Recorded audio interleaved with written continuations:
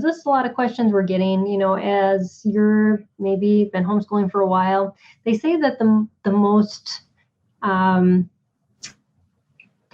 that parents face just anxiety, the highest amounts of anxiety when homeschooling, is when getting started. So if you're getting started, I'm hopefully answered a lot of your questions there. Teaching their child how to read, which if your child struggles in reading, we have a lot of resources on our website. Just put down reading on there, and starting high school.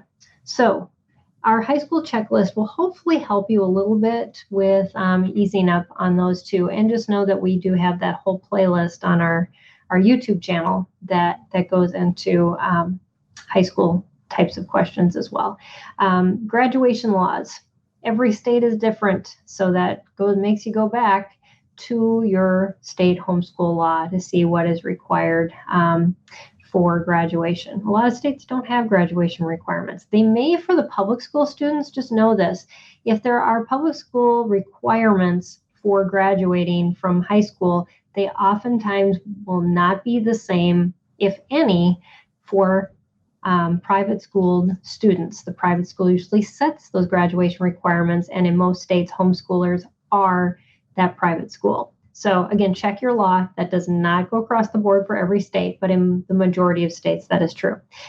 You, of course, want to create a transition plan. How do I get my child from where they are to where they're going? And so this talks about transition planning, giving your child accommodations, why it is best to document those accommodations. And then again, links to IEPs, that template and guide for you to be able to use that. Just know that if your student is going to want accommodations or help in some way taking a standardized entrance test for a college, the more history you've created during the high school years, the better off they are, in addition to getting specific testing done. And we have lots of resources that cover that, whole shows on our YouTube channel, hours long, that talk about just the importance of that.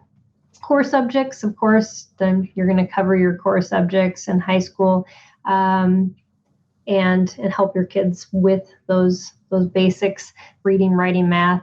But then this is where homeschooling in high school is such a joy, is those electives. And you get to help your kids explore and learn what they do best. Try out things.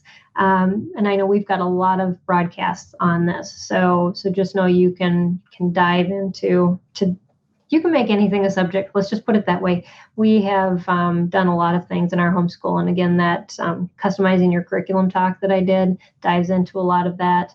But we did aerial silks as a phy-ed.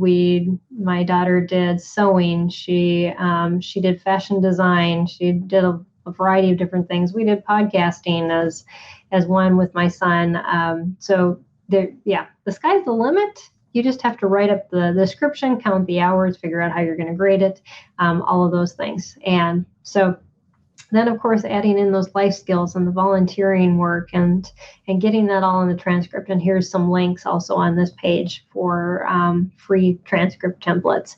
There's a lot of them out there, but those will help. So, and of course, we have a master class. It's a 20-module class on homeschooling your struggling learner through high school, and you can find that on this page.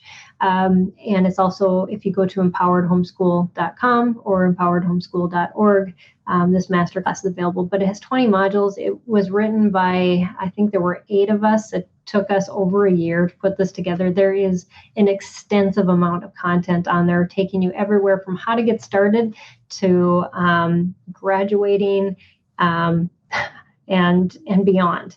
And so you can take a look at an overview of what's in there before you purchase it. But it'll be extremely helpful throughout your high schooling time.